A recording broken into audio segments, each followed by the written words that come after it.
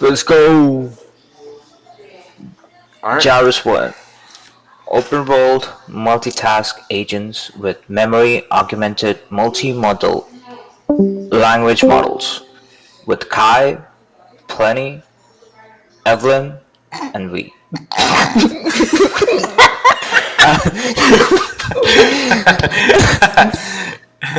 Now explain. Shit. Uh, Achieving human-like planning and control with multimodal observations in an open world is a key milestone for more functional generalist agents. Existing approaches can handle certain long horizon tasks in an open world. However, they struggle when the number of open world tasks could potentially be infinite and lack the capability to progressively enhance task completion as game time progresses. We introduced JARVIS-1, an open-world agent that can perceive multi-modal input, visual observation, and human instructions, generates sophisticated plans, and perform embodied control, all within the popular yet challenging open-world Minecraft universe. Specifically, we developed JARVIS-1 on top of pre-trained multimodal language models which map visual observations and textual instructions to plans. The plans will be ultimately dispatched to the goal condition controllers. We outfit JARVIS-1 with multimodal memory, which facilitates planning using both pre-trained knowledge and its actual game survival experience. In our experiments, JARVIS-1 exhibits nearly perfect performances across over 200 varying tasks from the Minecraft universe benchmark, ranging from entry to intermediate levels. JARVIS-1 has achieved a completion rate of 12.5% in the long horizon diamond pickaxe task. This represents a significant increase up to 5 times compared to previous records. Furthermore, we show that JARVIS-1 is able to self-improve following a lifelong learning paradigm thanks to multimodal memory, sparking a more general intelligence and improved autonomy. This is going to be a very interesting paper, my boy. Okay. Keywords: open world, foundational agent, Minecraft, multimodal agent, language model. Introduction. Creating sophisticated agents that can accomplish myriad of tasks in complex domains remains a pivotal milestone towards general capable artificial intelligence. Recent advancements have shown a trend towards employing a hierarchical goal execution architecture and leveraging large language as the high-level planner to generate action plans that will be ultimately executed by low-level instruction following controllers. Albeit the fruitful progress they have yielded in many robotics and even open world environments like Minecraft. Today's agents built with these approaches are still struggling with three major issues. Perceive the world from multimodal sensory observations such as images, videos, in addition to natural language instructions and feedback for planning. This is mostly due to the inability to LLM-based planners on processing multimodal data. Perform consistent and accurate long-term planning. This requires multi-round knowledge and reasoning, intensive dialogues, which remain great challenges to LLMs. 3. Learn and evolve in a lifelong fashion. This calls out the need for agents to propose their own tasks and self-improve. Addressing these issues will unleash the full planning potential of LLM-based agents and expedite the development of more generalist agents. So here's a figure 1, which talks about how does JARVIS-1 it's actually unlock, I guess. How does JARVIS-1 Unlock. unlock? Unlock. It's actually unlock. There's a typo. That's funny. Unlock. How does JARVIS-1 unlock the technology of tree of Minecraft universe? JARVIS-1 can consistently obtain high-level items on main tech tree of the open world in Minecraft, such as diamond, redstone, and golden items, which require collecting over 10 different intermediate items. JARVIS-1 not only outperforms the previous state-of-the-art VPT, uh, VPT? Anyway, what's VPT? VPT? 6%. I think it's video pre-trained transformer or something Okay. along those lines. Okay. 6% versus 2.5% reliability on diamond pickaxe, but also can craft almost all diamond items in overworld, including diamond chestplate. So this is a good architecture of the Minecraft. Are you guys familiar with the Minecraft crafting system? Of I did play course. Minecraft, but not that much. So you need minerals, you need wood, and with wood you can make steel, and then you can get ores. Like if you look at the middle and you see the blocks with like the different color rocks in them, those are like different ores that you can use to make full diamonds or full gold or full.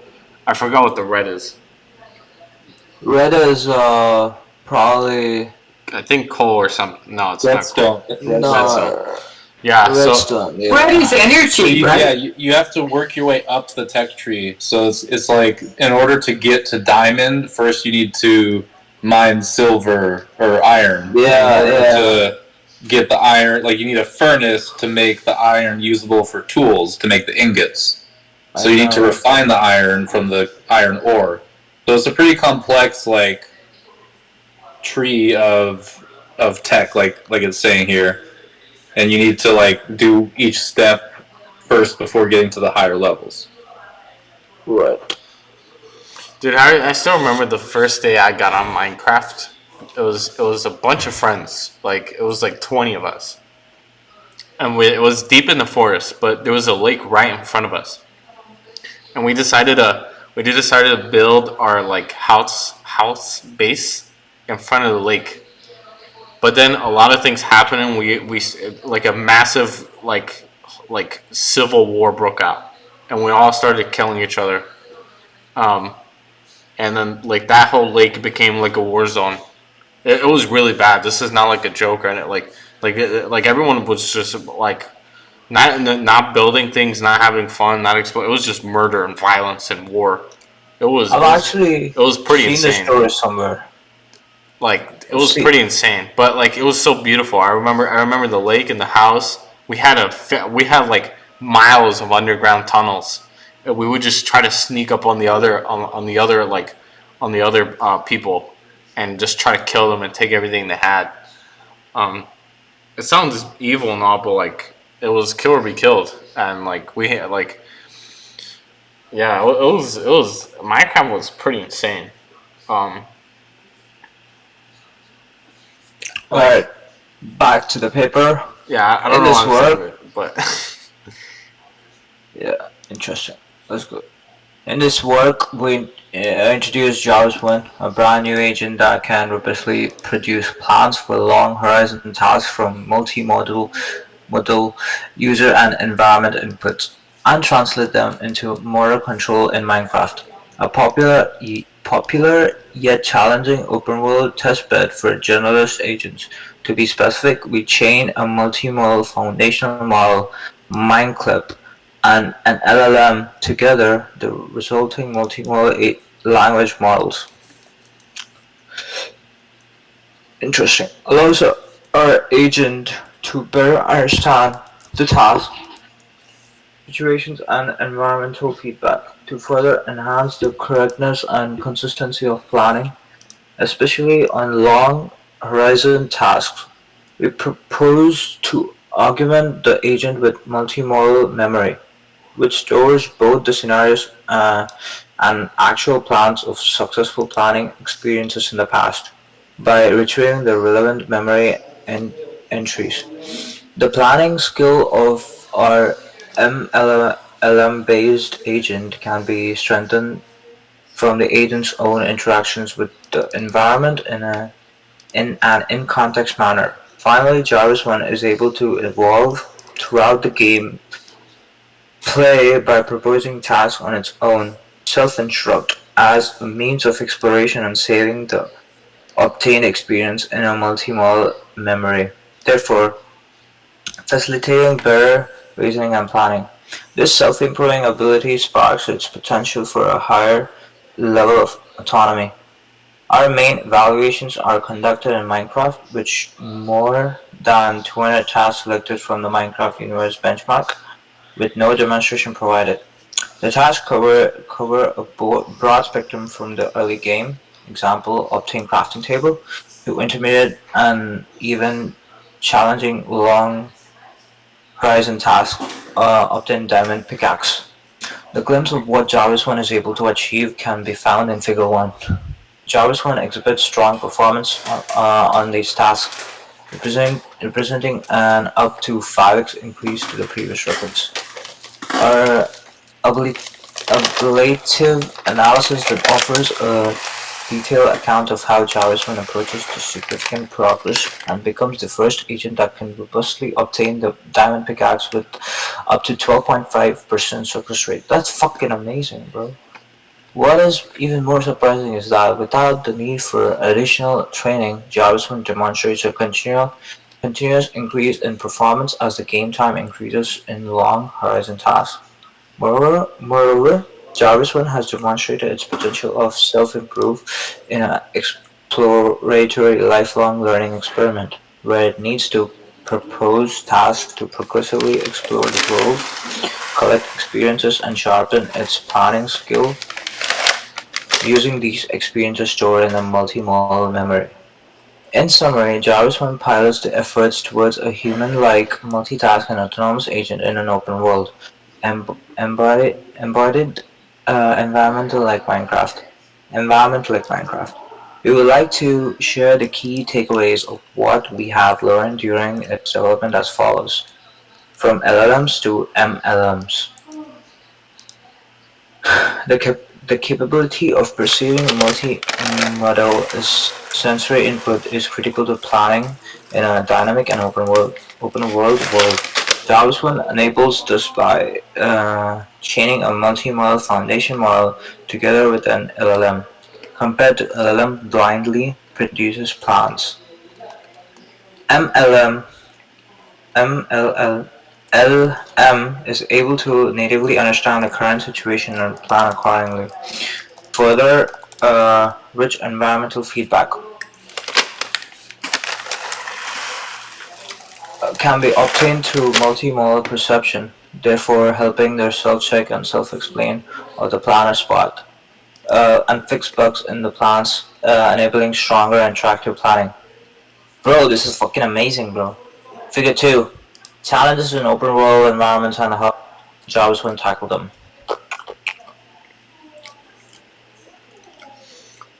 Would you look at that? Jarvis is already surpassing humans. Well, maybe? Is it? I don't think it is. Is it? Maybe. Huh? What? Why not? This is 10 minutes? I'll believe that when it beats the Ender Dragon. Dude, that thing was easy, man. Yeah, but that's harder than like crafting a diamond pickaxe. You know what I mean? Oh yeah, yeah, of course. That would probably be a future thing for these people to research. Yeah, for me, that's the benchmark of like really being impressed by these Minecraft bots that sort of self-teach. Like if they can figure out how to find the Ender Dragon, because that's actually probably harder than actually fighting it. I don't think so, bro. You need Ender pearls, and you have to throw like at least 20 of them probably to get to the location. Dude, all you have to do for that is just align the ender pearls in like a door. That's not difficult. Yeah, it was still definitely next level though. I haven't seen any paper. Do you allow the agents to look up YouTube videos on how to play the game or read the docs? Some of them have, not this one I don't think though. Correct me if I'm wrong. That should be the way. So, it's how everybody else learns.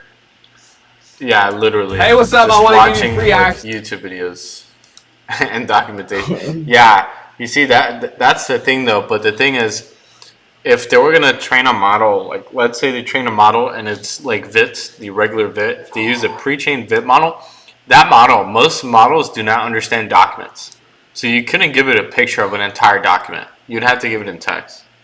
And the videos, well, it's still a video. Most models cannot understand videos, so you would have to give like a 5 second frame of the whole thing. Like every 5 seconds, you take a screenshot, and that would be how you would like show the model. We got once we train models on videos, bro, then it's all over for other bitches. Right? Tell me. Maybe That's it is hard though. what? It's a lot of energy. You're spending a lot of energy, man. But that's entirely worth it, and we should get there as fast as possible because Yeah. training on text, bro, that's like a lot of text. Yeah, it's true. But training on video, well, bro, Yeah. that's like What, Pliny? Do you know the lore? maybe not. Why does the Ender Dragon exist? What is its purpose? Do you know? Plenty.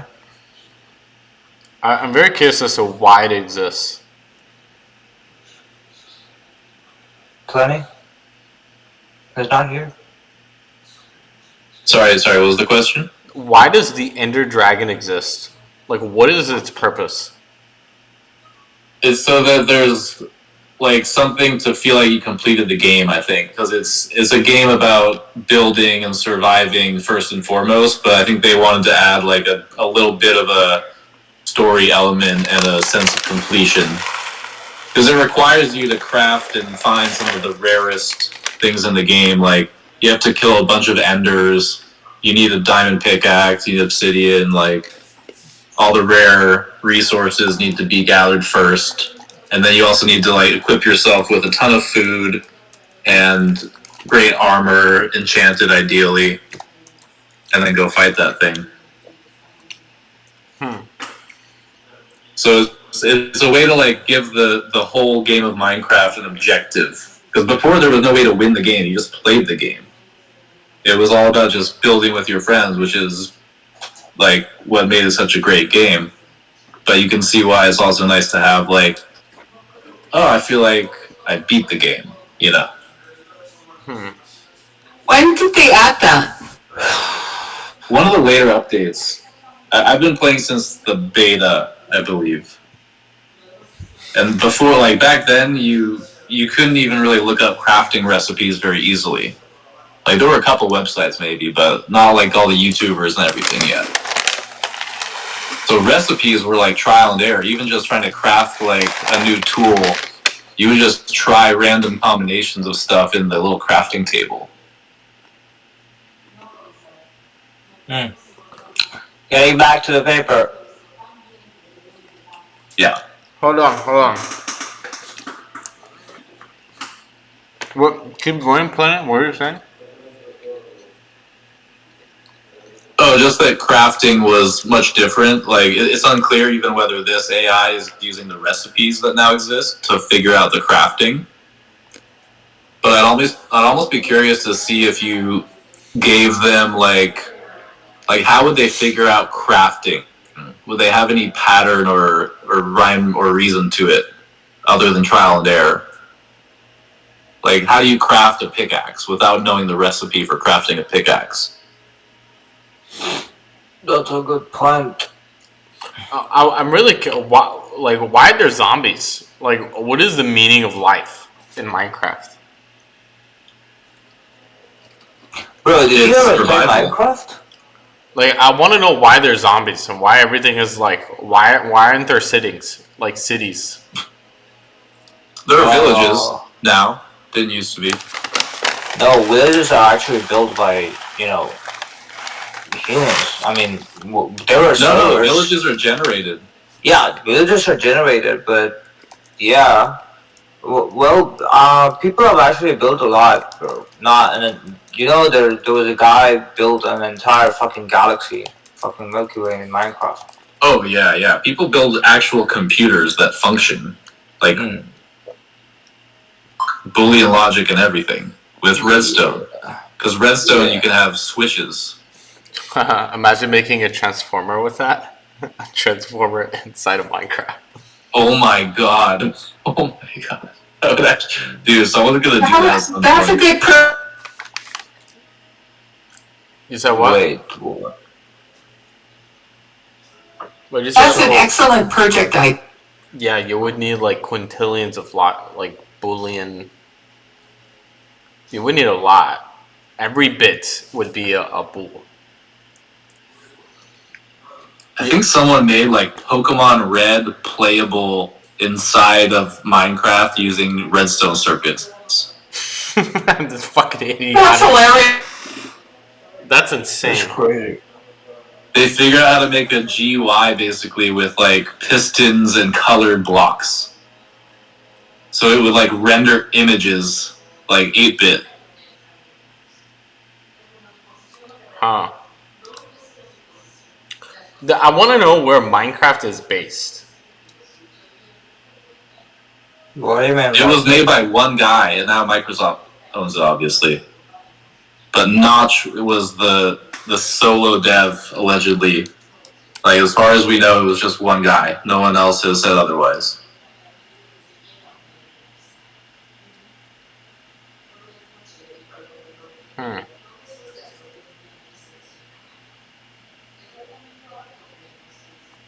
I wonder where would Minecraft be based? Stardew Valley Yeah, Stardew Valley. was also a single dev. He's the creator of that game is a personal favorite of mine. I've learned a lot from him. Who? I forgot his name. But he created he created Stardew Valley. Stardew Valley? Stardew Valley. Stardew. It's a game, really popular game. He's the richest self-made. Like he made the whole game by himself, and the game made like $500 million. Yeah, same thing with Minecraft. Oh, I didn't know that. Also, Oh yeah, Notch made a lot of money off of the tech tree here, like, this is a small fraction of the game. You can enchant gear with different levels based on different ingredients that you feed in. There's potion making. There's like horses and enchanted everything. Like all the tools can be enchanted, all the weapons. There are tridents, which are the most powerful. Like a loyalty trident is miles better than a diamond sword. You can throw it and it comes back to you and does like more damage than a hit from a diamond sword. I wonder where would Minecraft be based in the real world?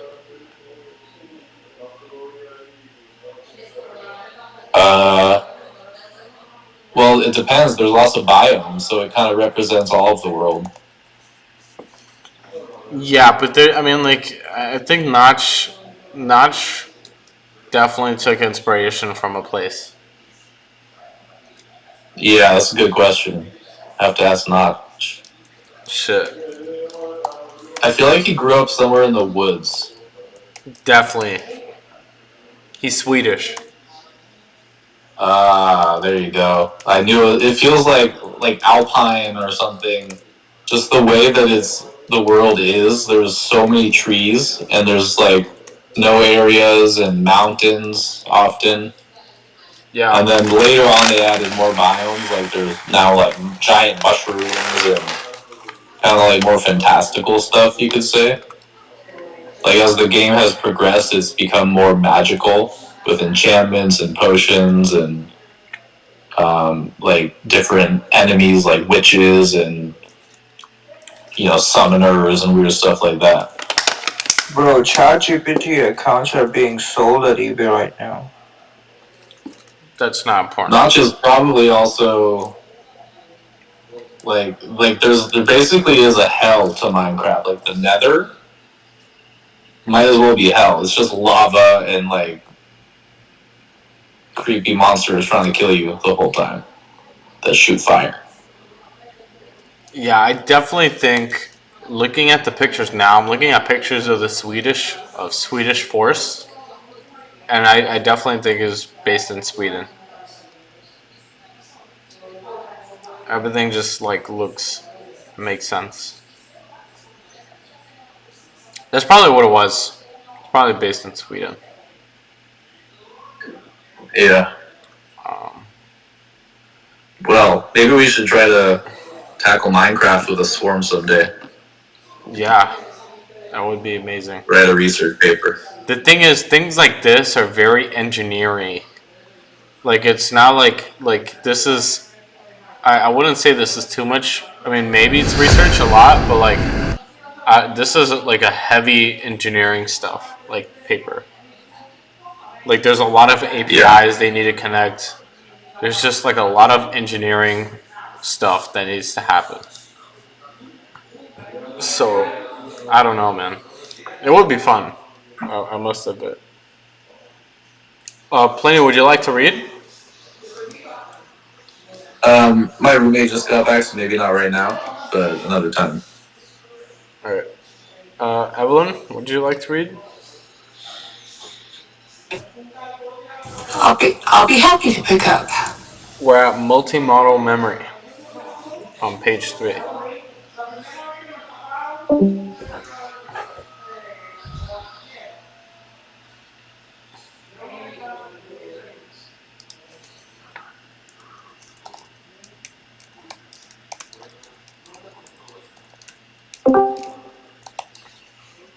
Multimodal memory. Can you hear me? Yeah. Yup. Okay. Multimodal memory. Early research has suggested the crucial role that memory mechanisms can serve in the functioning of generalist agents.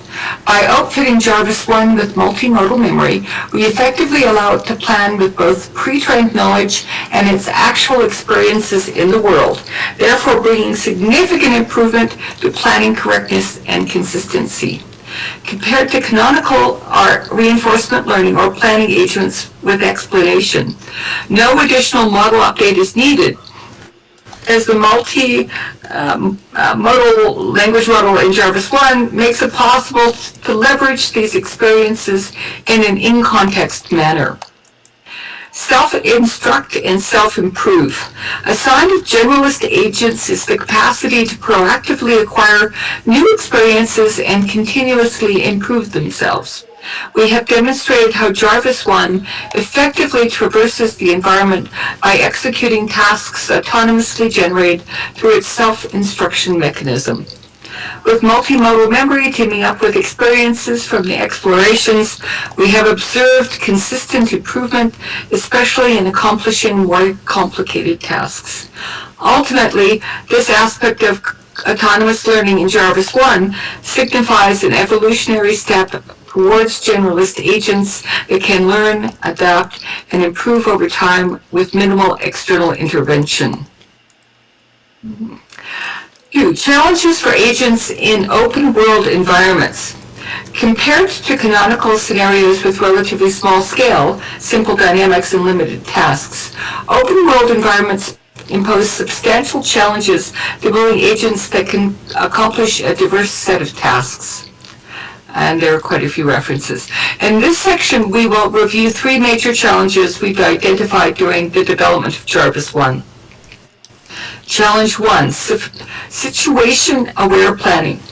In an open world, there could be various possible paths towards an open world goal. However, not all of them are plausible or equally efficient given a certain situation, location, inventory status, and such. For example, building a bed can be done through collecting wool from sheep, hunting spiders for strings, or trading with villagers. Depending on the current location and its proximity to these subjects, some options can be more viable and more efficient than others. Further, the agent's own situation can also change through the episode. For example, day and night shifts, weather conditions, bringing different types of danger, tool usage, it can be broken. To this end, the plan needs to be constantly updated based off of the current situation. Figure 2 left shows that when attempting the obtain diamond pickaxe task with a GPT-based planner that produces plans only at the beginning without looking at the current situation, the agent failed to complete the task as opposed to a human player, and JARVIS-1, which performs situation-aware planning from time to time. We've observed that many failures coming from this were attributed to the agent's inability to adapt to the changing environment, including entering new biome, the tool being used, becoming broken, etc. Challenge 2, task complexity. The second challenge comes from the higher task complexity in open world environments. Due to the richness of terrains, objects, and action space, tasks in open world domains usually require substantially long planning horizons, as well as good accuracy and precision. For example, the task Obtain Enchanting Table includes more than 20 different sub-goals and therefore demands significantly long reasoning steps. Meanwhile, many of these sub-goals have to be achieved precisely with the exact object name, quantity, and precondition. For example, mine 3 obsidian with diamond pickaxe, craft 1 diamond pickaxe from 3 diamonds and 2 sticks on crafting table. Otherwise, the subsequent sub-goals won't be executed due to unfulfilled preconditions. To tackle this, we may refer to some approaches in LLM reasoning, for example, self-debugging, Chen 2023, and turning the planning in an interactive fashion. In Figure 2 middle, we've shown that as the complexity of the task increases, our JARVIS-1, which uses interactive planning to mitigate the aforementioned issues, elicits more significant advantages over the baseline GPT planner. Any questions about that? Let's take a look at the diagram. Okay. So the first thing is the task.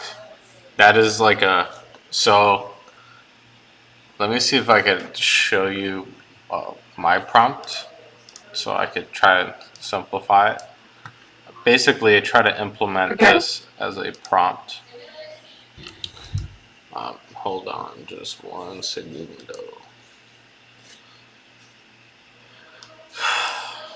All right, so my computer's gonna explode. So many things running. Let me know if you can see.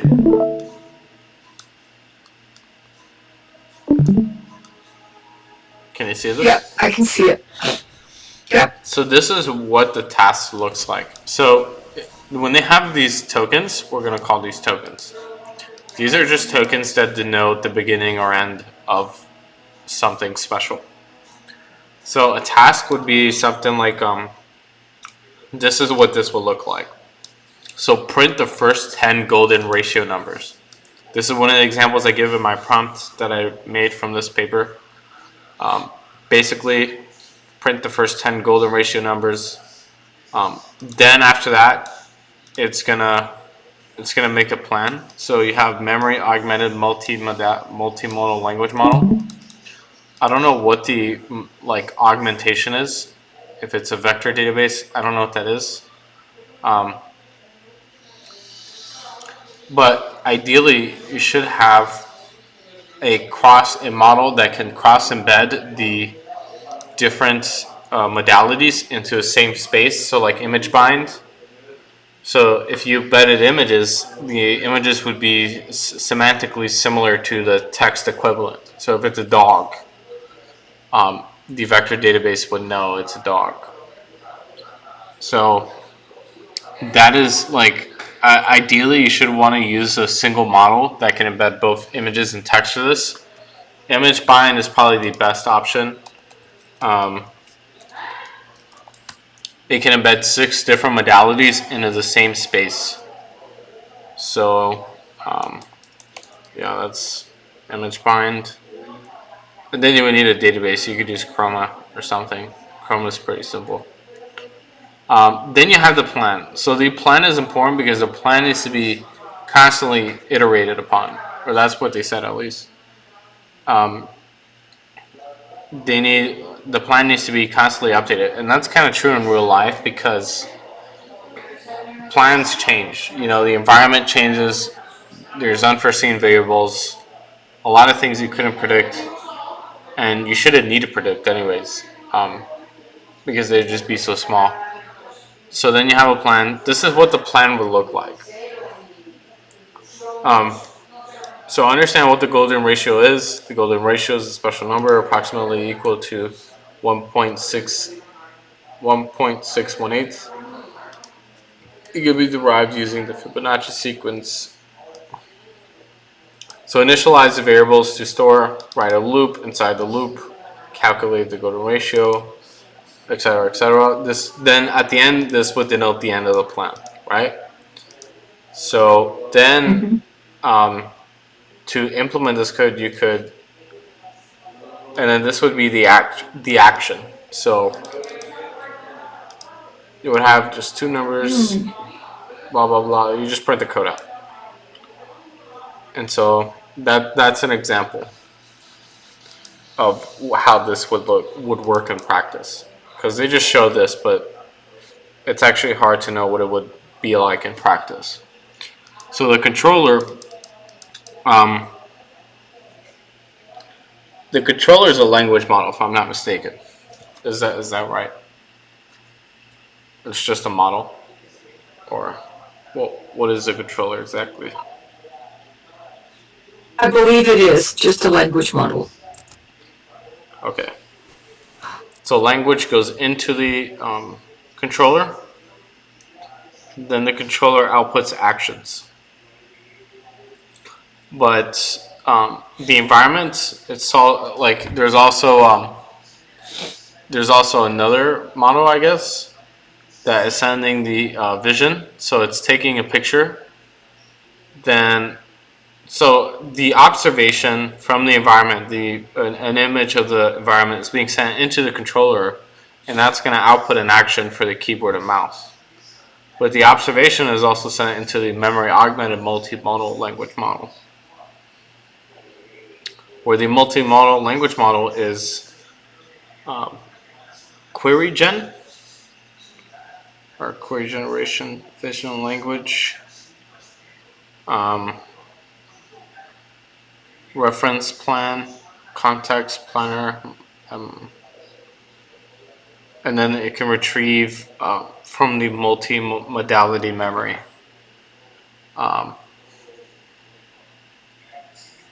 So the planner, MLM query generator planner. So there's multiple models here. They have a query generator and they have a planner. LLM. It's not just one model. It's multiple models. So, and on the right... Well, I understand... sorry to interrupt. I understand that they want to use planets to help them adjust their behavior as they go along. Why would they use an ordinary large language model to evaluate plans and choose actions rather than a specialized planner? Because there are tools which are planners. That's exactly what there is. Oh, that's what they're doing here. So the planner is a different model than the query gen. Do you understand? Oh, I'm suggesting instead of a large language model for the planner, using something like a planning tool. There are planning tools which are highly specialized for exactly this sort of thing. Maybe. And then you would write a template file which would describe the situation what you want to plan for, and which would be something that a large language model could create, and you would feed it to a decision module which would pick the right action. I mean, I understand that this is an LLM paper and therefore they want to use language models and multimodal models for everything. It's just not clear to me why they would do that. But okay, you were saying.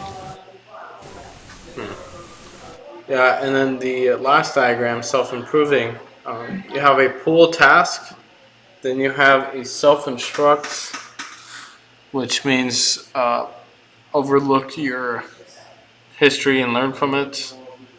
Then you have a shared multimodality memory that is injected into the self-instruct prompt. Then you have the task batch, which is multiple tasks, and you just send it into distributed Jarvis, and you have environment instances, which is sent into the shared multimodality memory.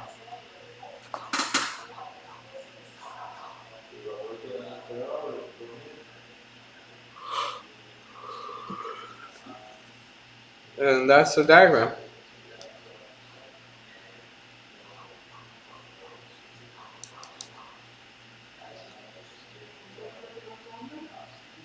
Let's continue.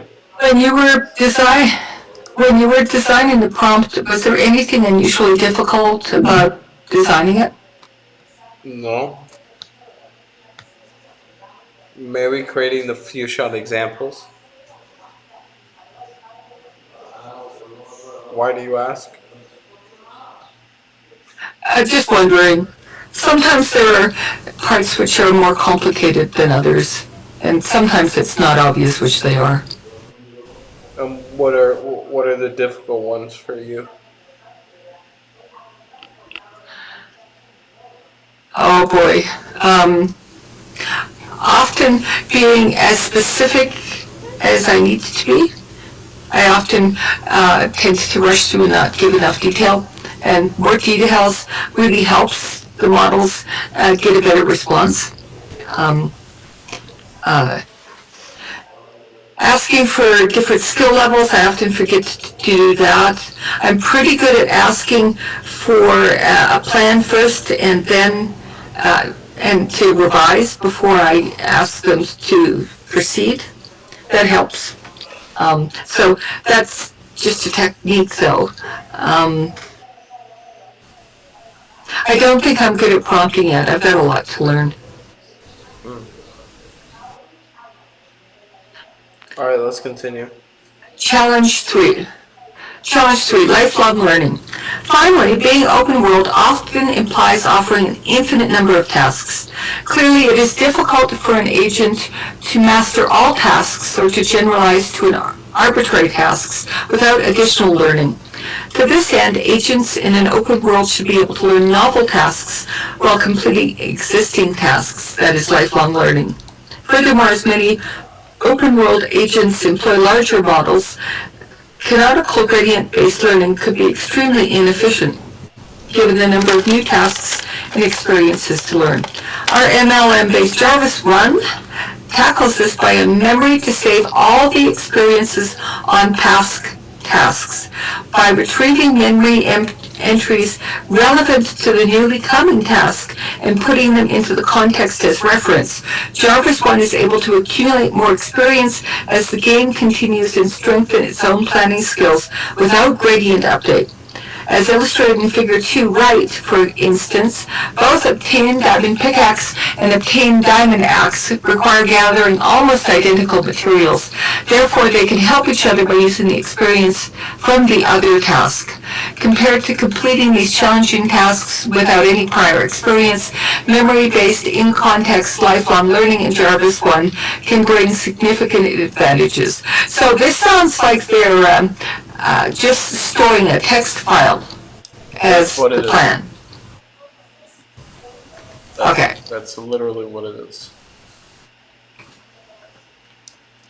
And it doesn't say how they're retrieving it at the correct time. It's got to be tagged some way with the task or the path that it was attempting to be on or the sub-goal in order to be retrievable.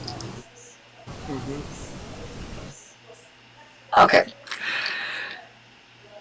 That's probably something you could add to just about any design that's using agents and improve performance. And really simple to do and critical. Moving on. Multitask agent with memory-augmented MLM. This section details the architecture of the proposed JARVIS-1 agent. We begin with an overview of the modular agent design in section 3.1. Next, we elaborate on how to implement an interactive planning scheme with the multimodal language model, which helps with more accurate plans, especially in complex and long horizon tasks in section 3.2. Finally, we show how to augment this planning framework with a multimodal memory to allow JARVIS-1 to strengthen its planning skills throughout the episode by in-context lifelong learning in section 3.3 and 3.4. 3.1 Overview. We aim to develop an agent capable of solving long-horizon instruction-following tasks using image observation and human-aligned actions. To accomplish this, we propose a multimodal agent including an interactive planner, a goal condition controller, and a multimodal memory of multimodal experiences. Upon receiving a task and the current observation, JARVIS-1 first uses the MLM to generate a multimodal query generation, that retrieves relevant planning experiences from the memory. These experiences will then be used along with the planning instruction to prompt the MLM-based planner. Leveraging its own pre-trained knowledge as well as the retrieved reference plans, the planner will ultimately produce a series of K short horizon goals, G1 through GK, to be executed by the controller. Once the plan is successfully executed, it will be stored in memory along with the task and the agent situation when it was planned. We also empower JARVIS-1 with lifelong learning by combining self-instruct, where JARVIS-1 will propose some tasks for itself to complete as a means of exploration, and self-improve, where multiple JARVIS-1 agents will be running in parallel to gather experiences, therefore helping with better planning later. We provide an illustration in Figure 3. And you read Figure 3, okay. Interactive planning with MLM.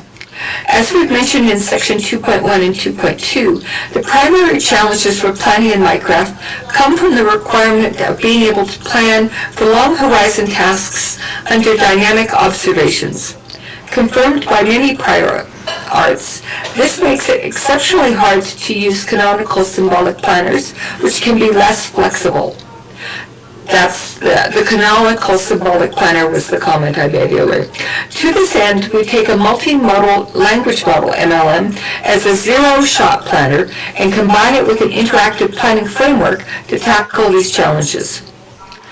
Situation-aware planning with MLM. To achieve situation-aware planning, the planner must take the current observation into account in addition to dealing with the task instruction. Specifically, we begin with translating the multimodal observation into text descriptions. As opposed to letting the MLM caption the scene directly, we first extract keywords of Minecraft items, for example, acacia, tree, or sheep, from Minecraft Wiki, so they are using the internet for this, and using GPT to generate sentences that describe these observations. For example, a generated sentence could be, I can see sheep in the acacia plains. Then the MLM will retrieve the conditioned sentence according to current visual observation during planning. Additional situation details include biome and inventory status are also converted into text using templates. Finally, we prompt the MLM again, the language part only, into a plan given the task description and all of the aforementioned textual situation descriptions. Compared to end-to-end alternatives, we find our composable usage of MLM provides higher quality situation descriptions and ultimately plans with much less hallucination. Any questions about that? Let's go over the diagram. Okay. 4. Interactive planning in JARVIS-1. After receiving the current task instruction and observation, JARVIS-1 will produce an initial plan which will go through self-check to get possible bugs, marked in red, fixed. Further, in case any error, also marked in red, occurs during the execution of the refined plan, JARVIS-1 will try to reason about the next move from the environmental feedback via self-explain. Interleaving self-check and self-explain significantly boosts the correctness of and robustness of JARVIS-1 planning. So on the left, we've got an observation and a task tuple, which are fed into the planner, which is the MLM. The planner creates an original plan, which is fed to the self-check MLN, which is refined and produces a plan, which is passed to the controller. The controller creates an action, which affects the environment. The environment description, I'm assuming it says multimodal feedback, but there must be something coming out of the environment to be feedback with, so probably an image or perhaps the text description of the environment. Then there's the self-explain MLM, the error explanation, which is fed back into the planner, and then the circle continues. The environment gives an observation back to the controller, and it may be at that stage, at the controller stage, that the environment description is created. The environment is sending back the image or video, both in this case. Yes. And the controller is going to be creating the description of the environment. Mm-hmm. So these are separate calls to separate models with the same history. So every time you see LM, that's a different model call. That's interesting. I didn't think that it was different models. I created my prompt with the intention of one model being able to do all of this in one prompt. But I can see definitely how, like, breaking up the model, like the agents for planning, checking, and explaining would be a little bit more modular. Also, it would avoid overrunning the context of the model, and it would allow you to hang more meaning on the beginning, which would be the observation and the task. Yeah. So talking about the task, in the next diagram, we see what like a task would look like. So obtain a task or attain diamond in Minecraft, you step by step. So the observation can be interleaved with the task can be interleaved with the observation. So what you're seeing there is the image. Then you have the plan, which is to get diamond. You need wood and two other types of wood. You need wood. Then you need a barracks, or what is that, plenty? Then you need a pickaxe, stone pickaxe, furnace, gold, or iron. Is that a crafting table? Maybe, yeah. Crafting table? Furnace, golden or iron ore, coal, silver or iron, I forgot which one. And silver, iron, or pickaxe, diamond. So then you have self-check.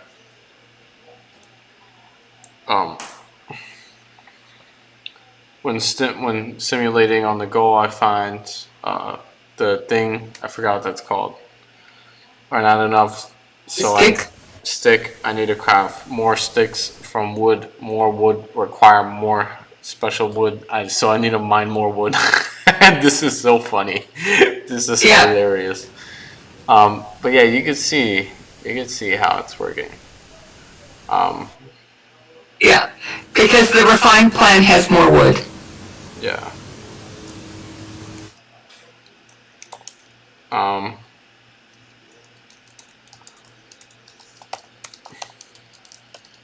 So the multimodal feedback is about looking at the state from the environment and whether or not the goal was achieved. Mm-hmm. I failed on Diamond, my current state is an image of the environment. Pickaxe is broken. I still have a crafting table, stick, and wood in the inventory. My position is. So it's a description of the current status in a multimodal way in order that it can refine again using the self-explain, which is different than the self-check. The explain happens after you have attempted to use the plan and failed. Self-explain, because my diamond needs a pickaxe, which I do not have an inventory. Crafting pickaxe needs silver, so I need to smelt ore into silver first. And the new plan, by replanning, is silver to pickaxe to diamond. So the new plan happens much later on in the planning stage where you're refining the next steps. This is smart. What was that? This is smart. The two different types of planning, the first one where you do the full initial plan, and the second one where you come up with a plan in the moment to achieve the goal once you have failed, that's a smart way of doing it. Yeah. Multimodal feedback. I failed my diamond. My current state is in the middle of nowhere. Pickaxe is broken. I still have things in the inventory. My position is because mining diamond needs pickaxe, which I do not have in the inventory. Crafting iron pickaxe needs iron, so I need to smelt iron ore into iron. New plan by replanning. 3 iron, 1 iron pickaxe, 1 diamond. That makes sense. I think it's smart to separate the planning stages in this way. But the planning stages are going to be continuously updated. You understand? They're going to be different. I guess it's the self-check versus self-explain, where the check is of the original plan and the explanation is of I'm problem solving in the moment. They're different tasks. Yeah. So that's that. Let's continue. Okay. Someone else has observations. I believe I'm not planning the self-check, or do you want to do the query generation? Let's go planning with self-check. Okay. Our first layer of shield to ensure the correctness of plans involves self-check. Similar to self-debugging, given an initial plan, we asked JARVIS-1 to progressively simulate the plan execution, predicting the resulting state after each step, primarily the state of inventory, and evaluate them. By verifying if these states satisfy the goal's precondition, JARVIS-1 can proactively identify potential plan flaws. Compared to the canonical planner where the agent has to encounter the error first before making a remedy, this upfront plan verification could mitigate the need for an agent to recover, replan from more challenging situations due to plan failure. For instance, if an agent starts digging underground without sufficient wood, it would typically have to return to the surface, which substantially lowers the chance of completing the task. Planning with environmental feedback. Next, our interactive planning framework ventures into allowing JARVIS-1 to quickly recover from failure by leveraging environment feedback in a closed-loop fashion. The process is illustrated in Figure 4. During plan execution, we feed the feedback to the MLM of JARVIS-1 in case there is any execution failure, possibly due to flawed plan, and use its self-explain mechanism to explain the error and locate the bugs in the original plan. We term this error explanation. Finally, the MLM planner of JARVIS-1 will produce an improved plan based on both the outside environment feedback and inside retrospective.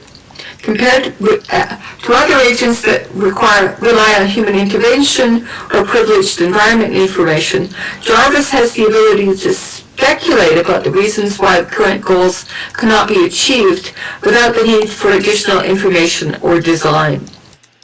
So do you think that the separate components, the planner, the self-check MLM, and the self-explain MLM, as well as the controller, are all separately fine-tuned models? No, that's just one. I mean, it could just. I don't know what model they're using exactly. I think it was a llama or something. No, they're not fine tuned. But maybe. I mean, they could do anything they want. I don't know. I'm just. Yeah. No, they don't really need to fine tune. I mean, if you really wanted, maybe, but I don't think they did that. They haven't said that, at least. They haven't said it, though we haven't gotten to the implementation yet. Okay. Figure 5, query generation in JARVIS-1. Given the current observation and the task, JARVIS-1 will first think backward and figure out the needed immediate subgoals. The reasoning will be bounded by a limited depth. The subgoal that is present in the memory will join the current visual observation to form the final query. Entries that match the text query will be ranked by the preceding distance of their states to the observation query, and only the top entry of each subgoal will be retrieved.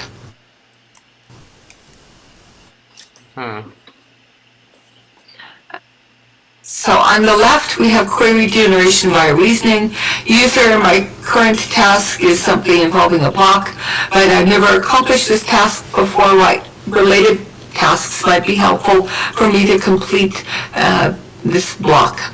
And the assistant suggests 3 tasks. There's an initial query. Enchanting table is not in memory. And so it forks off to obsidian, diamond, and book. Obsidian not in memory, diamond is in memory, book is not in memory. And so there's kind of this query tree of things that you have seen before, and they are combined into a query generation. After you get someplace that looks probably about as many stages as you want to go. The reasoning stops may not, it's not clear when it stops, but it probably stops due to a number of steps. The final query text is diamond, leather, paper, iron pickaxe, plus the final query observations, which results in the query, which is then retrieved from the multimodal memory by the entity, wooden pickaxe, the language, which is the plan, and the images, which they have seen before when they were referring to those items. And similarly for the stone pickaxe, which has a different set of inventory, and the images are quite different.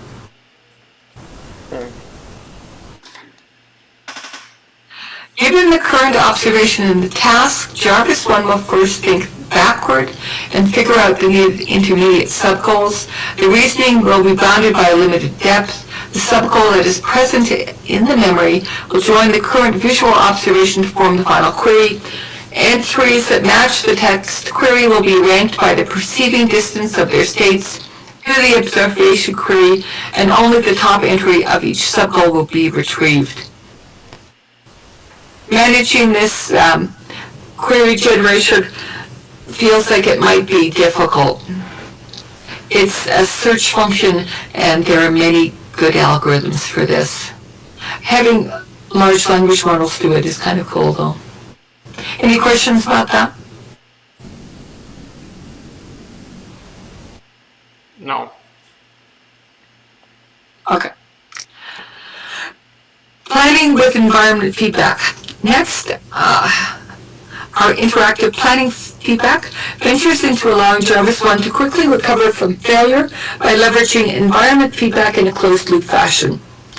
During plan execution, we feed the feedback to the MLM of JARVIS-1 in case there's any execution failure, possibly due to a flawed plan, use its self-explain mechanism to explain the error, and locate the bugs in the original plan. We term this as error explanation. Finally, the MLM planner of JARVIS-1 will produce an improved plan based on both the outside environment feedback and the inside retrospective.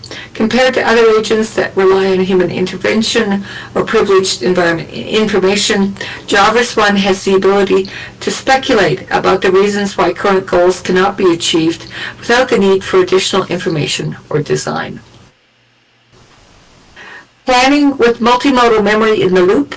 To address the lifelong learning challenge mentioned in Section 2.3, we equip JARVIS with multimodal memory to allow learning from its own past experiences. We will detail the formulation of the retrieval-augmented planning, query generation, and memory layout below. Retrieval-augmented planning. Retrieval-augmented generation, RAG, enhances the quality of responses generated by LLMs by incorporating external sources of knowledge to complete the model's internal representation. We also use RAG to enhance JARVIS-1's long-term planning capability. Compared to official RAG methods leveraging the external knowledge library, we take the collected multimodal memory as the knowledge library and retrieve the interactive experiences as the demonstration prompt to augment the planning results. The formulation is as follows. The probability of choosing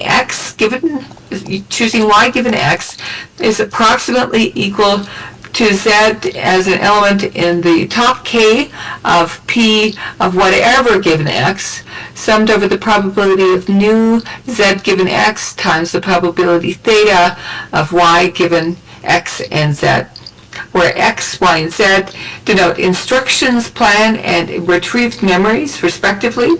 P new and P theta are denoted as retrieval and planning models. Such retrieval-augmented planning method helps JARVIS-1 ground the internal knowledge into the open-ended environments efficiently and leverage the historical interaction feedback to solve the hallucinations within LLMs and produce more accurate plans. Multimodal memory. We have demonstrated the layout of our multimodal memory on the right side of Figure 5. From a high level, it is a key-value memory where the keys are multimodal, comprising both the task and the observation or situation made when this memory entry was created. The values of the plan that were successfully executed. Note that since the plans in an open-world environment like Minecraft are situated, there could be multiple entries that are with the same task but different observations and plans. As a result, JARVIS-1 needs to produce multimodal queries based on the current task and situations to retrieve the relevant memory entries. And they don't really give any way to index on the state in this little JSON. They probably have to, though. Query generation via reasoning.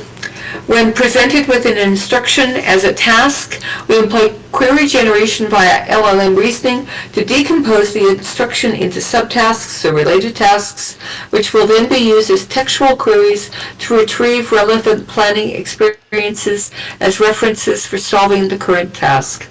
For instance, consider the instruction craft one enchanting table with empty inventory as shown in Figure 5. JARVIS-1 queries the MLMs to identify the tasks that are required for achieving the main task in a backward search fashion. Obtain book/diamond/obsidian with empty inventory. The search depth is bounded for efficiency.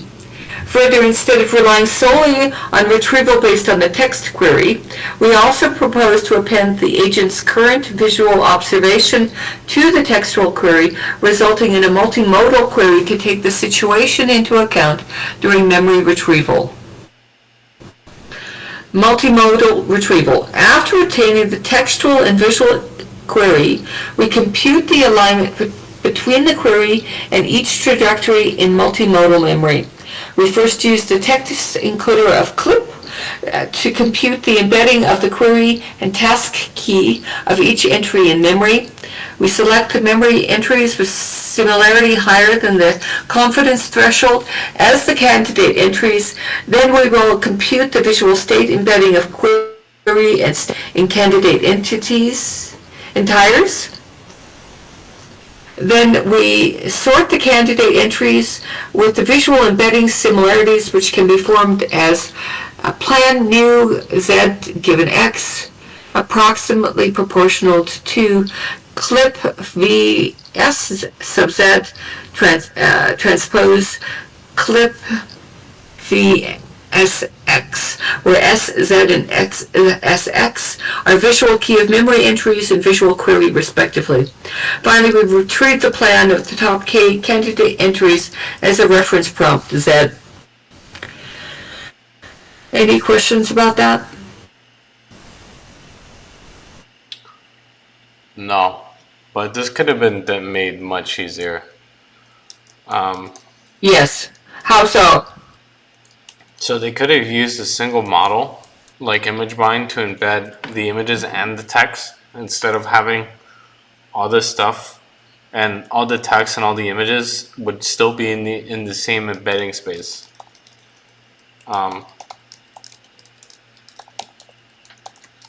So, the most recent paper we read on SamClip, and then the one on doing video audio embedding into a model, they may not have read those papers when they started this.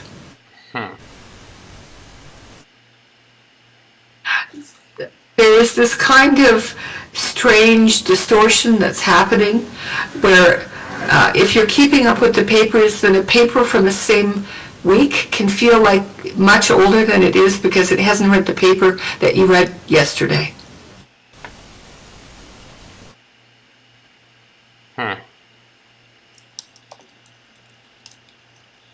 Because I wouldn't do it this way either now, but they may not have had any idea that the other way was even possible.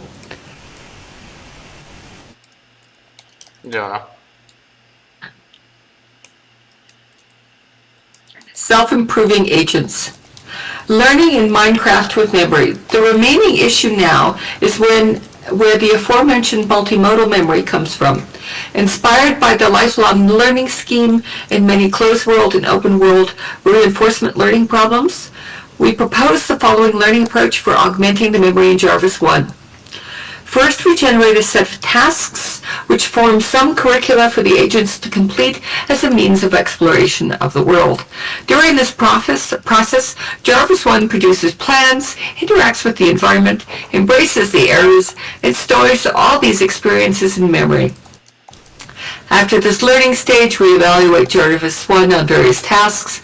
Therefore, JARVIS-1 is able to produce better plans with memory teaming up with the planning experiences. In our experiments, we use this as the default setting for all tasks. Exploration using self-instruct. The key issue to success of learning with memory is how effectively to acquire useful experiences given a limited amount of time. We propose to use self-instruct, WANG 2022, to generate the dynamic curriculum and guide JARVIS-1 to learn from the interaction with environments. In each round, we prompt the MLM to consider how capable JARVIS-1 is at this point and subsequently select tasks from a task pool to explore. We find that the curriculum almost follows the technical tree growing direction. To accelerate the learning process, we augment the linear self-instruct to distributed learning in distributed environments with shared memory, that is speculative execution, Leviathan 2023. That sounds like a good paper to read. Specifically, we generate multiple executable tasks as candidate task batches and provide them to agents with the same memory for verification and execution in various different environments. Meanwhile, experiences are collected into a shared centralized memory. When all exploration tasks have been accomplished, we move to the next round until the memory reaches a certain capacity. Memory management is always important. Lifelong learning. We also observe that the aforementioned learning, where the memory is being filled, can be extended throughout the whole gameplay, where the agent gradually acquires more and more skills. As the gameplay continues, more and more experiences are pouring in, therefore JARVIS-1 can find better references for challenging tasks, like obtain diamond pickaxe, resulting in an improved success rate on these tasks. Further, there is no gradient update in this, thanks to the Memory-Augmented MLM. That is, we can do in-context lifelong learning. In section 4.4, we offer explanatory experiments to show the potential of such capability of JARVIS-1. Hey, I'm gonna hop off, guys. But I want to discuss more about the findings from this tomorrow. Have a good night, everybody. We're gonna have Good night, Plenty. Take care. No, bro. Good night, V. Experiments. Oh, here Let's we go. see. Okay. Experiments. In our experiments, our goal is, 1, to evaluate the general performance of JARVIS-1 on the challenging Minecraft tasks, especially on its advantages over baselines that do not fully address the aforementioned issues in open-world agents. 2, understand the factors that contribute to the general results. 3, explore the potential of JARVIS-1 in terms of lifelong learning and its benefits to long-horizon tasks. To this end, we will first briefly introduce the evaluation setting, then cover the main comparative results and ablation studies, and conclude with an exploratory trial on long horizon tasks. One sec, where are we again? I'm sorry. experiments, tasks near task setting. We're at section 4.1.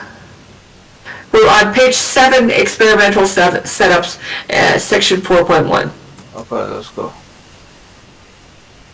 Would you mind reading for a little bit, V? Oh yeah, of course. Thank you. 4.1 experimental setups. No, can you speak We up? evaluate. Come closer. What? Okay. How about now? A little bit closer. Bro, it's alright. How about now? That's a little better. Okay. We evaluate experimental setups. We've already passed this. We're at the end of environment setting on this page.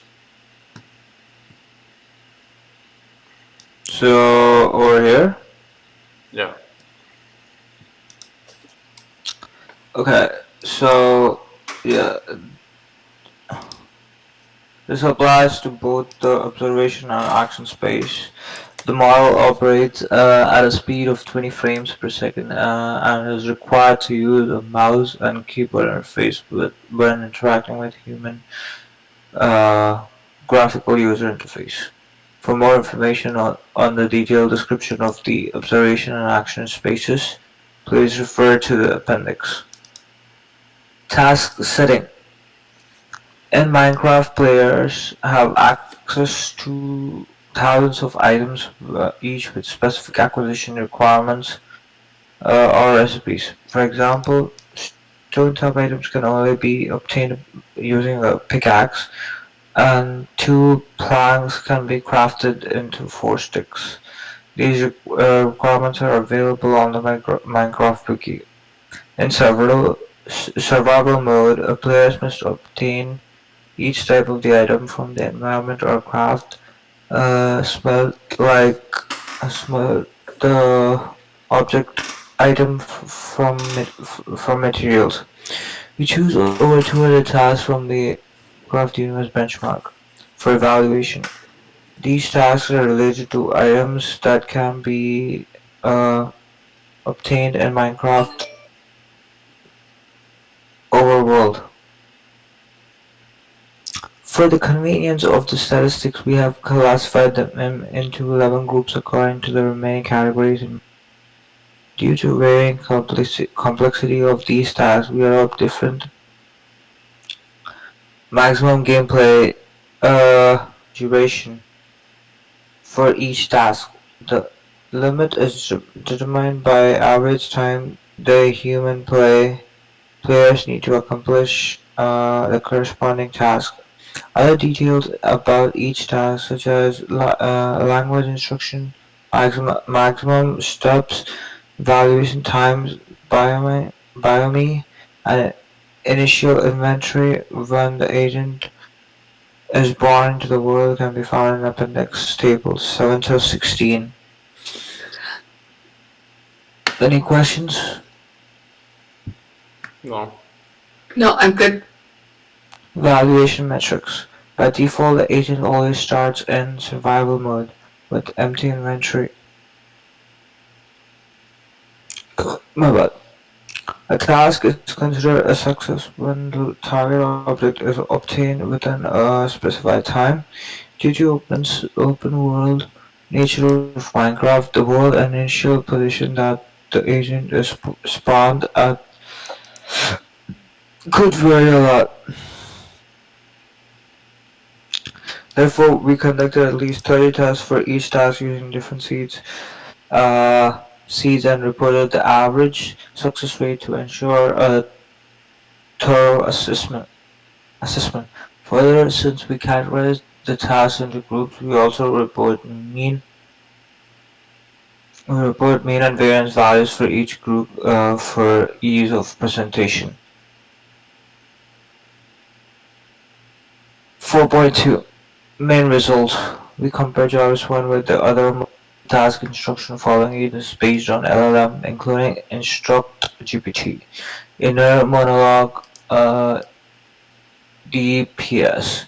Since some methods are not originally implemented in Minecraft, we reproduce them to conform the Minecraft specification based on prompt and feedback template design.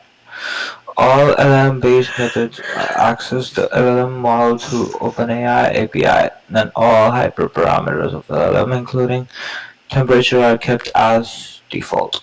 The average success rate for every task group. Sorry to interrupt, V. Mhm. Sorry to interrupt. That sounds like they're using ChatGPT as their LLM, not an LLAVA 2. How do you know? Because they said all LLM-based methods access the LLM model through the OpenAI API. There you go. Huh? Interesting. Okay, keep going. So they're not using their own local model of that is Llama 2. They're using ChatGPT for this.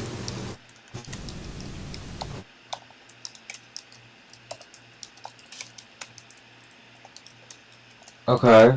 I wonder if that's why they had load issues today. Anyway, What do you mean? thank you, V. You can continue. Well, they have shut off signups. But how does this Today. paper affect that? There are a lot of people who play Minecraft. How does that Anyway, relate to OpenAI that's service just being down? random coincidence.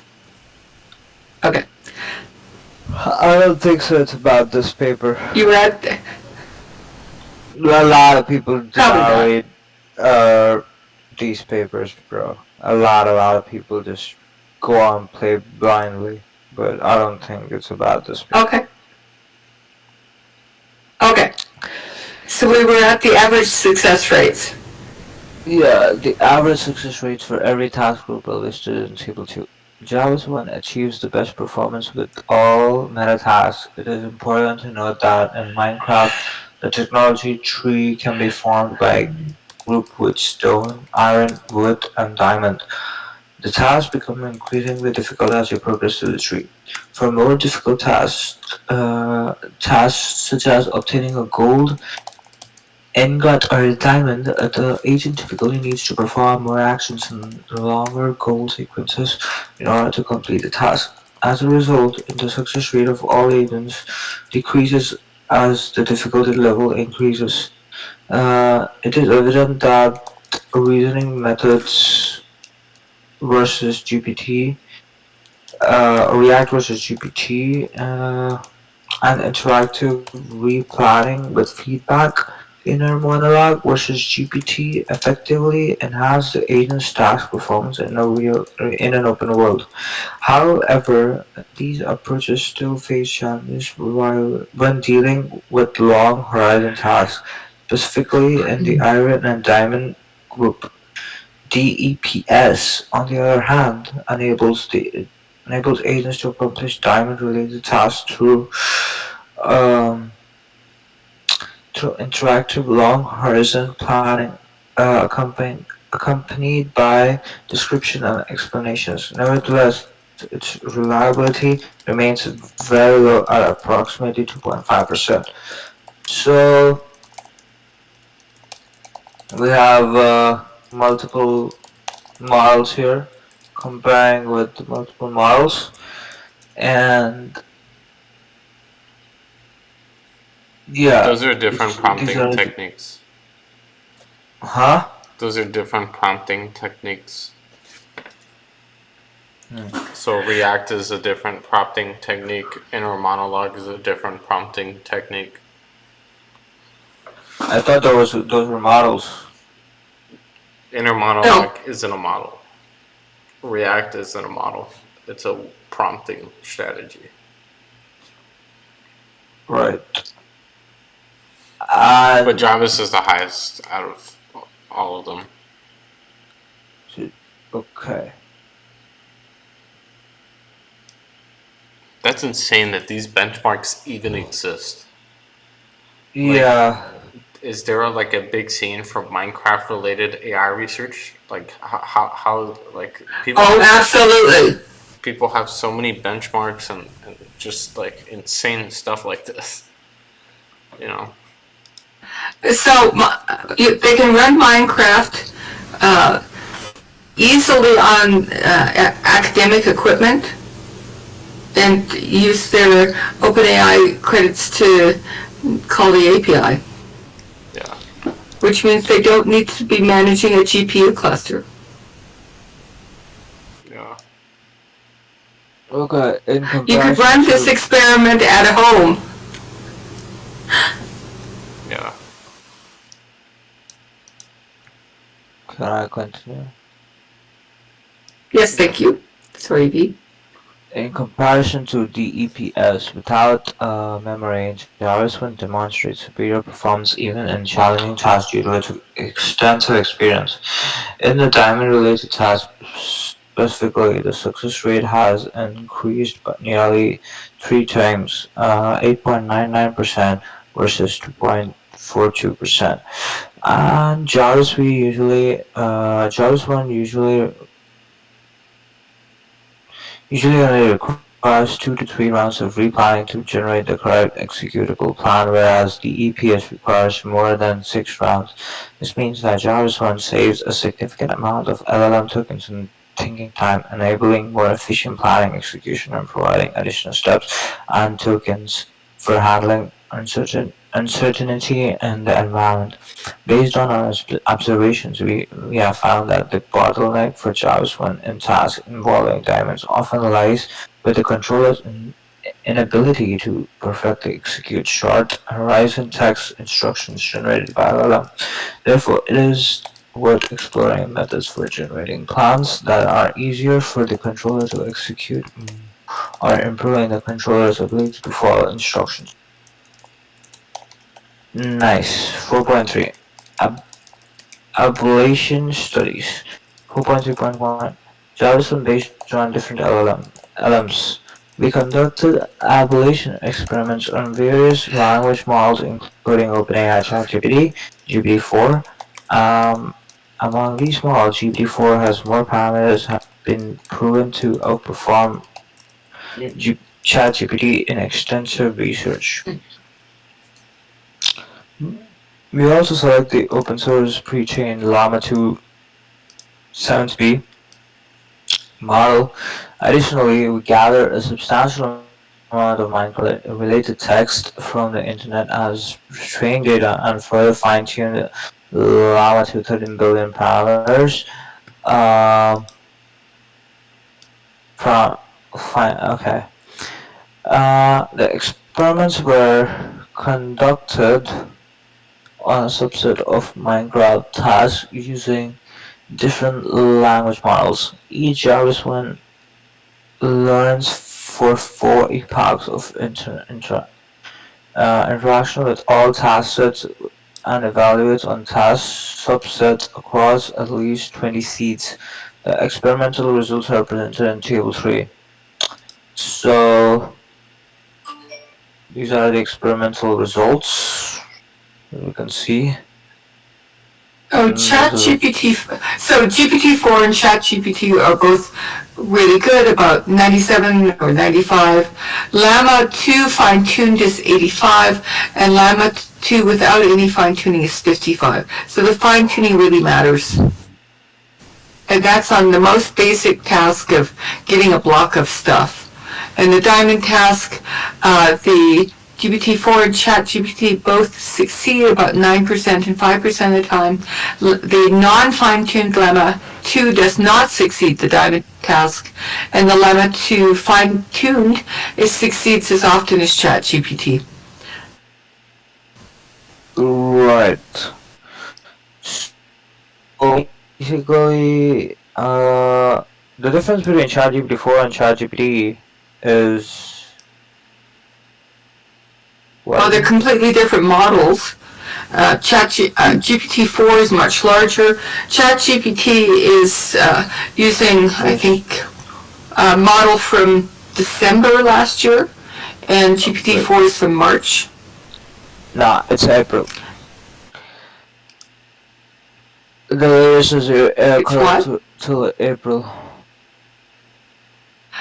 Yes, and there was also one released the Dev Day last week, but this paper wouldn't have used that because it takes that long to get something printed.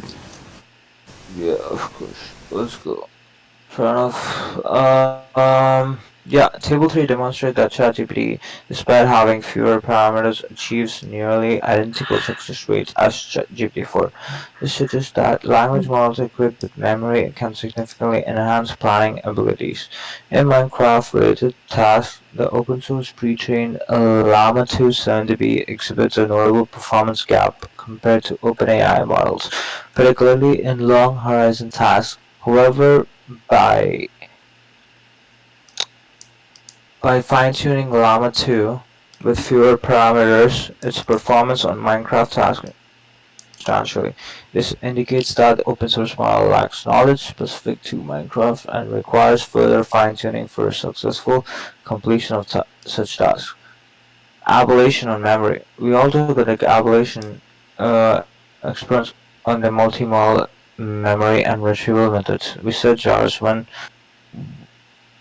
without memory module as the baseline agent. We first evaluate JavaScript performance with different memory size, representing different learning stages, as shown in the figure 6, which demonstrates effectiveness of self-improving JavaScript.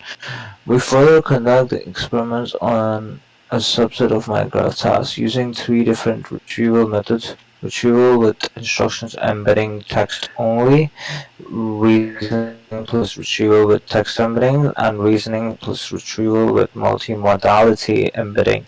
Except the memory and retrieval methods, all the others are kept same. The results are listed in table 4. The experiments show that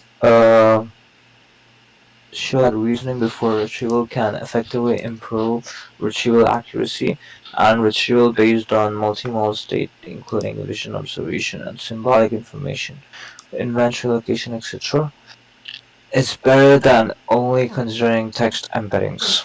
So here's a good representation of success rates for memory ablation of Minecraft tasks.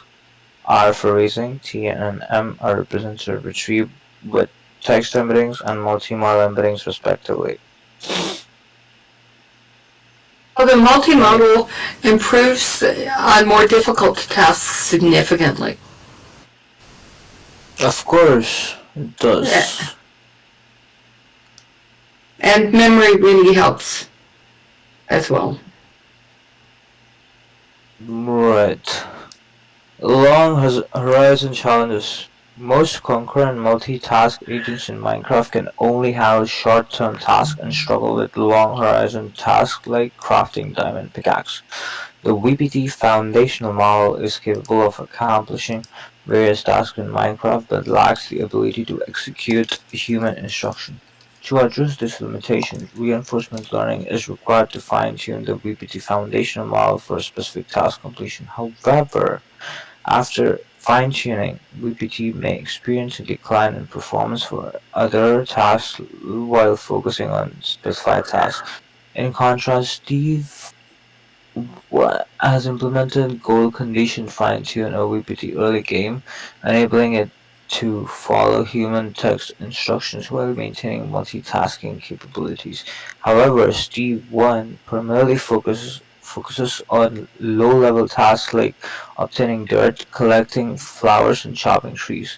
When it comes to long horizon tasks such as starting from scratch by obtaining a wooden pickaxe, G1 still encounters difficulties. TEPS also utilizes LLM as a planner. It lacks the ability to learn from experience in different tasks and apply that knowledge to new ones. Additionally, DEPS is limited in its replanning rounds due to the LM's context constraints.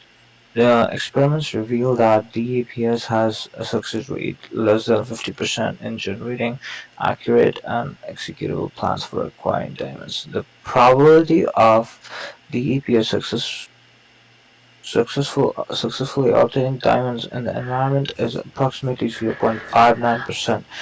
Consequently, DEPS continues to face challenges when attempting to finish long horizon tasks within the Minecraft world. Any questions up until now? We have figure 7 describing about a lot of things. So, uh, the success rate changes over time, and, and it's approximately 1,000 through to 7.2 times 10 to the 4 steps. The percent of episodes that it completes the task is mostly 0 up until about 10 to the 4 game playing steps, in which case all of them begin, except VPT early game, all of them begin to improve. And on the other right-hand side, there's a more detail on which task actually gets achieved, and the diamond pickaxe begins to show up as something that can happen at about 10 to the 4 game playing steps, which is pretty fast. Yeah. A skilled player takes 20 minutes and 24,000 steps to obtain a diamond pickaxe, and Jarvis does it in around half that time. Okay. Yeah. Or in that range. In that range. More faster than a human, basically. Around the same time as a human. Okay, you can put that in a way. Even human players who have mastered the distribution patterns of diamonds achieve success rates of obtaining diamonds and crafting a diamond pickaxe, which requires at least 3 diamonds, within 10 minutes and approximately 15% to 12% respectively. JARVIS-1 performs better in the obtain diamond pickaxe challenge compared to the state-of-the-art model, which has undergone RL fine-tuned VPT. JARVIS-1 has more than double success rate of obtaining a diamond pickaxe, 6.22% versus 2.5% within 20 minutes. To increase the chances of obtaining diamonds, we extended the gameplay time to 60 minutes. 72,000 game playing steps as shown in the figure 7 shown in the figure 7. As a result, JARVIS-1's success rate is acquiring a diamond pickaxe improved from 6.2% to 12.5%. The graph on the right side of the figure 7 illustrates how the success rate of intermediate milestone items change over time, indicating that JARVIS-1 tends to improve with longer game playing time. We also conduct 2 variants of JARVIS-1 with different self-improving curriculum, human written and random generated. All 3 JARVIS-1 have collected experiences into memory with the curriculum for 4 epochs before evaluation in 60 minutes. The results show that JARVIS-1 with GPT-generated curriculum can finish the task within the shortest game playing steps and achieve the best performance in 60 minutes. In contrast, VPT's success rate barely changed when increased the time from 20 minutes to 60 minutes from 2.5% to 3%. This can be attributed to Minecraft's durability systems, where prolonged underground exploration often leads to pickaxe damage. When Jarvis-1 pickaxe breaks, it dynamically replants based on its current inventory and crafts a new one. However, VPT-RL exhibits perplexing behaviors at this stage by using an appropriate tool for mining stone or crafting unnecessary items. This comparison demonstrates that JavaScript possesses superior generalization and planning capabilities for long horizon tasks.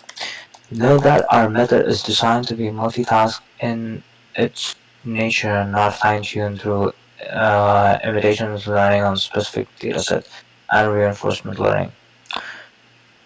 Uh, do you guys want me to go with the related works? Of course. Okay, so I'm kind of running out of steam. We're nearly done. We're nearly done. yeah, planning with LLM.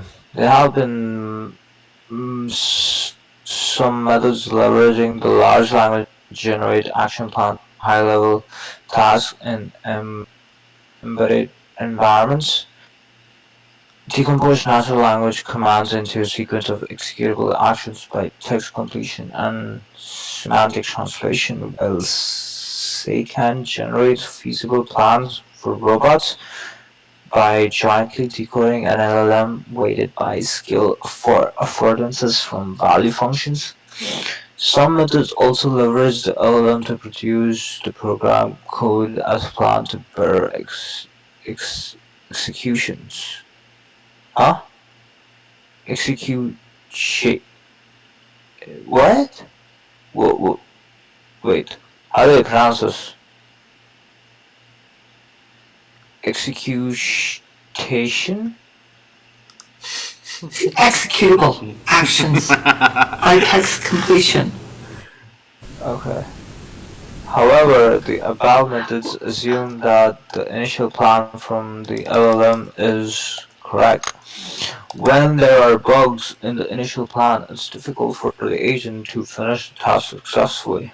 Recent research frequently employs LLM as an interactive planner, harnessing its self-updating capabilities to enhance the plan's executable over time.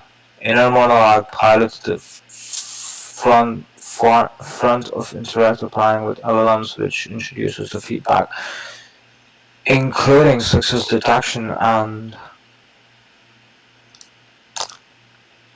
scene description to the planner. However, we found it could still suffer. What the fuck? We found it could still suffer from accumulated planning errors, especially in long horizon openable tasks. Reason about the agent state before acting, which indicates that various reasoning methods are beneficial for planning. LLM-based planning methods often use the fixed pre-training LLM as the agent, while we focus more on lifelong continual learning for agents in open-world environments.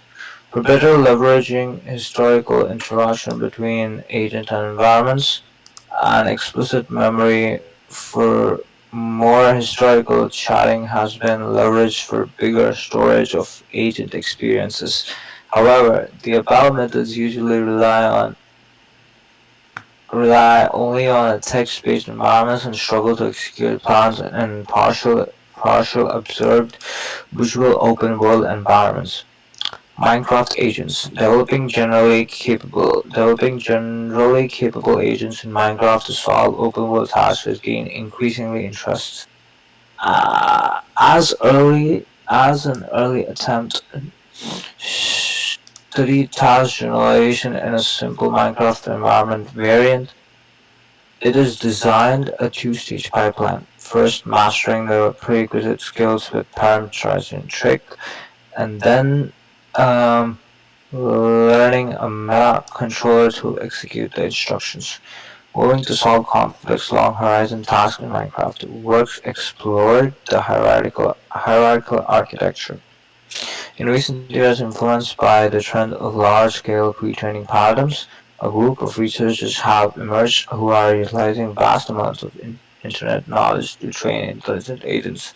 Trained a visual schematic alignment model, Mineclip, using correspondence between subtitles and video snippets available on YouTube, and used it to generate intrinsic rewards to guide policy learning.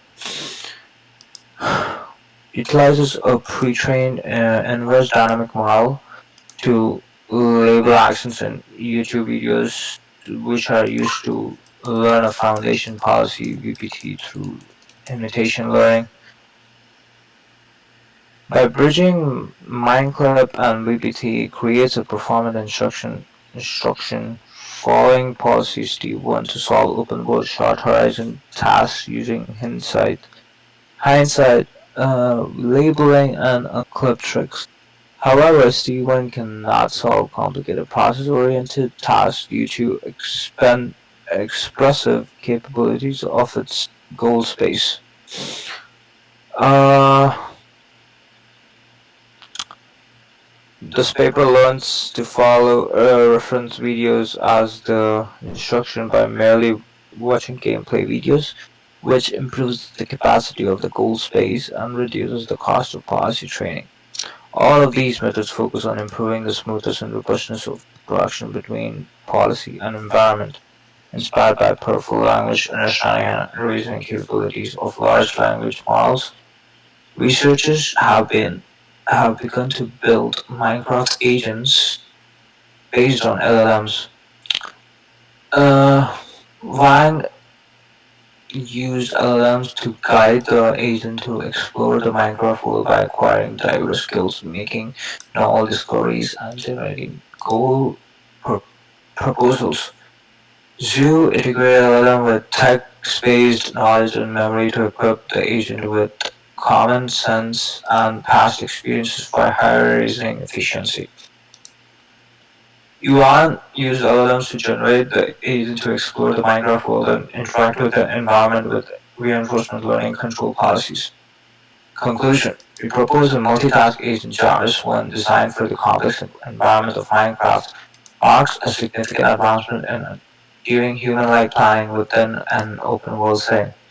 By leveraging pre-trained multimodal language, JARVIS-1 not only effectively interprets multimodal inputs but also adeptly translates them into actions. Its integration of multimodal memory draws from both ingrained knowledge and real-time game experience, enhances its decision-making capabilities. The empirical evidence of its powers is evident in its impressive performance across a wide array of tasks in Minecraft. Notably, its achievement in a long horizon diamond pickaxe task where it achieved a completion rate that surpasses VPT by up to 5 times, underscores its potential and strides made in this domain. This breakthrough sets the stage for the future of more versatile and adaptable agents in complex virtual environments. We got the acknowledgement here. I presume that's not necessary. But Oh, I yeah, think. it's fun by some. Thank you, V, for reading. Yeah, I get the idea of this paper, but how these guys actually implemented it is the question that has been surfacing my mind. So So the appendix has some prompts, and we could take a look at those, but I'm using the royal we here, which does not include me, because I think I need to drop out. sure. Kai's taken notes, which is in the paper channel, and in the Swarms channel, which excellent ideas. But it feels like there was, they have thought about this carefully in the planning and self-evaluation and the multimodal combination. The index by context plus task and material was nicely done. There's a lot here that one could very simply implement to improve performance of any multi-agent system. And this was a really good paper. Thank you, Kai. Thank you, V. Sure, anytime. Have a good night. And I apologize. I have to go. Good night. Yep. Safe journeys. You too. Yo, Kai, you staying, bro? Nah, bro. I'm gonna go to sleep. I'm tired. I can't take this anymore. Of course. Is that what you're gonna do? No, bro. Let's take a look at the interactive planner. JARVIS-1 relies on multimodal language model planning, self-checking, self-explaining, and can accept 3 types of inputs: visual images, language, and symbolic information, including inventory, located position, home, current life statistics, etc. Specifically, this is a hybrid model with language processing capabilities derived from the GPT model. The visual ability comes from Minecraft. We collected approximately 1,000 Minecraft data from internet and calculated the similarity between current vision observation and text data. Text-to-base similarity threshold will be selected into the GPT's model prompt. Symbolic information is converted into natural language text through a design template. All modalities are ultimately captured as language and processed by the GPT model. Different modules in JARVIS-1, example self-check and self-explain, are completed through a MLM based on different prompts. The specific prompt design are shown below. System, you are a helper agent in Minecraft. You need to generate sequence of goals for a certain task in Minecraft. Blah. Just refer to history's dialog to give the plan consists of template. Do not explain or give any other instruction. User assistant. Okay. Prompts. JARVIS.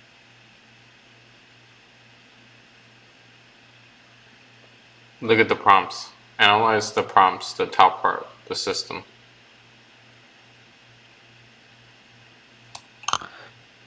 Bro, they're actually specifying multimodal language models, but they're We could use just one model for this. They're overcomplicating things because they didn't have GPT-4 Vision or FUYU. You understand? But dude, this is not like this is like they have a custom API for Minecraft. So the outputs will be parsed and then they'll be injected into Minecraft. You understand? the idea of using memory was quite interesting. How is Yeah. So where exactly it is implemented though? they have a scroll up and you'll find a diagram that says multimodal memory. Basically, they store it as JSON. They store it as JSON, and then they embed that into the database. So the model can look up the database and find those multi-model history. You understand? Over here. Interesting.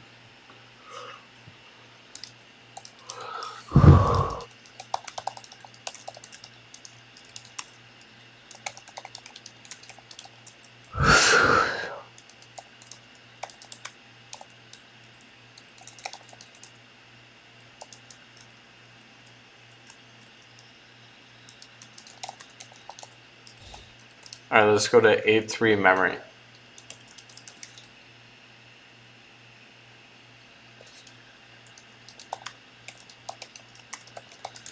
Our memory records a very successful trajectory experience of JARVIS-1, including the task goal that the agent needs to execute, the actual goal sequence plan executed by the agent, and the state, visual observation, and symbolic information returned from the environment when the agent completes the task. In specific implementation, memory is a list where each trajectory experience is encoded as a dictionary, including the key status, state, and plan. Yeah, We got the environment setting, we got the observation space, we got the action space. There are certain rules that are defined.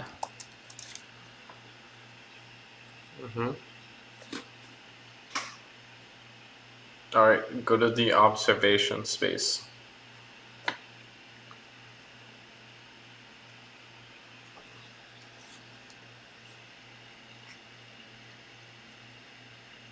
The environment observation include two parts. One are simply the raw pixels from the Minecraft game that players would see. The overlays including the hotbar health indicators and animations of a moving hand shown in response to the attack or use actions are not removed, which are same with the human playing graphical user interface. Another part is some auxiliary information about the current environment of the agent, including the agent's current location and current weather. These pieces of information can be obtained by human players by pressing F3. The specific observation information we include are shown in Table 5. The observation space we use in Minecraft.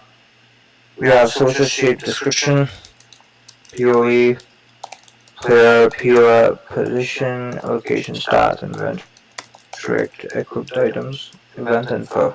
Note that no high-level observation like voxels and LiDAR information in MineDojo can be accessed by agents during the actual inference process. Controller only perceive the raw pixels and interact with the environment, which is same with VPD models. The agent will access information from the environment to generate the text condition of the controller. The environment observations are simply the raw pixels from the Minecraft game that a human would see.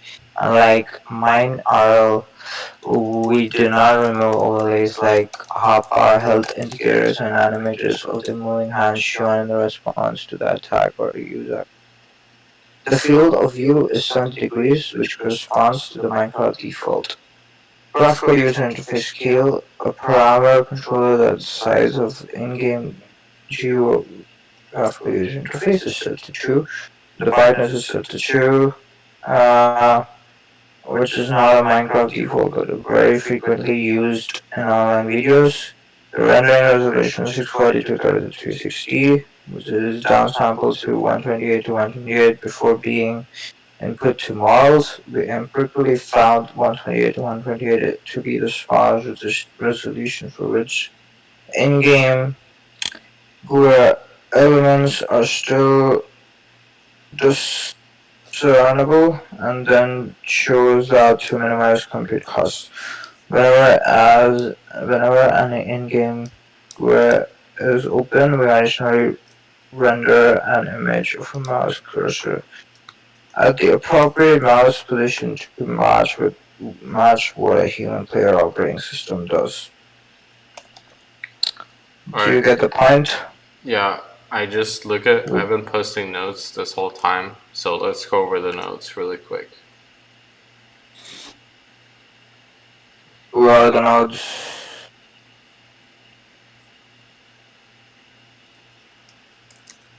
In Swarms. What do you mean? Go to the Swarms channel.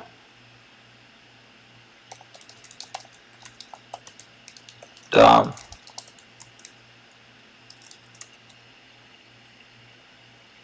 Okay, I'm here. Alright, go over it. This is a lot of things. No shit. Yeah, multimodal memory is an interleaved task with observation tokens vector database. Summaries of image. Summary of image. Self-instruct, self-improve, acquire new experiences and continuous improvement. Execute tasks autonomously with what's act, Action. self-healing, arson, act, what's act, Action. oh, my bad. Provide me few shy examples, situation aware planning, may pass through real world goal. All paths are different, accomplish the task as quickly as possible. Plan needs to be consistently updated based off the situation feedback loop. Many failures come from the agent's inability to adapt to changing situations. Long planning horizons. Create small compact sub-goals. If previous sub-goals are not fulfilled, then the next goals will not be fulfilled. Interactive planning. Self-check, self-debugging. Simulate plan execution. Verify if dates meet conditions, identify plan flaws, success and the ability to foresee failure. Planning with environment feedback, feed feedback into LLM, use self-explain to explain error and locate bugs in original planning to create and improve data with updated feedback knowledge. Give the ability to agents speculate on why the ability to achieve goals is difficult. Given the task and observation, think backward and figure out the needed sub-goals. Multi-modal memory JSON dictionary. Use image bind to embed images and audio and other data, embed into a Chroma database to retrieve top and docs and inject the model's context. Embed the multimodal memory dictionary image bind embedding Chroma database. Multimodal memory key value memory keys are multimodal task and observations. Values are plans that were successfully executed. JARVIS-1 needs to produce multimodal queries based on task situations have metadata on it, so agent can query.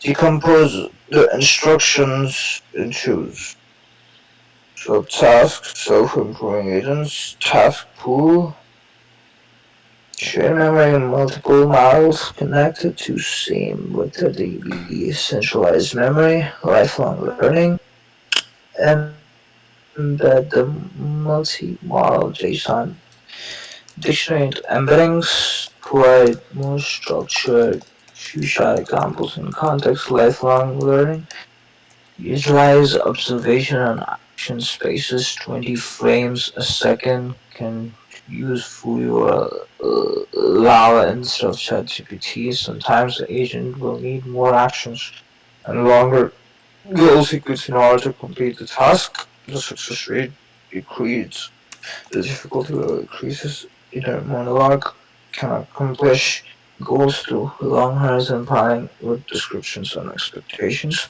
Be aware agent will only be able to handle short-term tasks and will struggle with long horizon tasks to fix enable longer base context and have better memory retrieval systems. Identify common tasks. MLM for planning, self-checking, self-explaining. Accept three types of inputs. Images, language, symbolic information.